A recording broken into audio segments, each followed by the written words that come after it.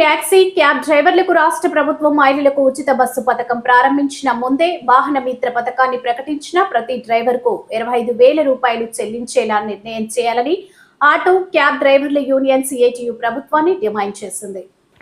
Auto maxi cab డ్రైవర్లకు రాష్ట్ర ప్రభుత్వం మహిళలకు ఉచిత బస్సు పథకం ప్రారంభించక ముందే వాహన మిత్ర పథకాన్ని ప్రకటించి ప్రతి డ్రైవర్కు 25,000 రూపాయలు చెల్లించేలా నిర్ణయం చేయాలని ఆటో క్యాబ్ డ్రైవర్ల యూనియన్ సిఐటియు ప్రభుత్వాన్ని డిమాండ్ చేసింది. పార్వతీపురం మన్యం జిల్లా పాలకొండ పట్టణంలో ఆటో క్యాబ్ డ్రైవర్ల సంఘం ఆధ్వర్యంలో ర్యాలీ జరిగింది. దుర్గగుడి సెంటర్ నుంచి మెయిన్ రోడ్డు మీదుగా తహసీల్దార్ ఆఫీస్ వరకు కొనసాగింది. నిరసన కార్యక్రమాల అనంతరం తహసీల్దార్కి వినతి పత్రం అందజేయడం జరిగింది. అనంతరం అక్కడ కార్మికులను ఉద్దేశించి ఆటో క్యాబ్ డ్రైవర్స్ యూనియన్ గౌరవ అధ్యక్షులు సిఐటియు జిల్లా అధ్యక్షులు దావాల రమణారావు ప్రసంగించారు. రాష్ట్రంలో కూటమి ప్రభుత్వం ఉచిత బస్సు పథకాన్ని ప్రవేశపెడుతున్నప్పుడు దానివల్ల నష్టపోతున్న డ్రైవర్ల సంక్షేమం మరిచిపోవడం ప్రభుత్వ బాధ్యతారాహిత్యానికి నిదర్శనమని తెలిపారు.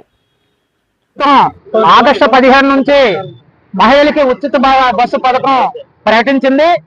మరి రాష్ట్ర వ్యాప్తంగా ఆటో డ్రైవర్లు సుమారు 12 లక్షల మంది ఆటో డ్రైవర్లు ఉన్నారు. మరి పథకం వల్ల ఆటో డ్రైవర్లు ఉపాధి కోల్పోతున్నారు.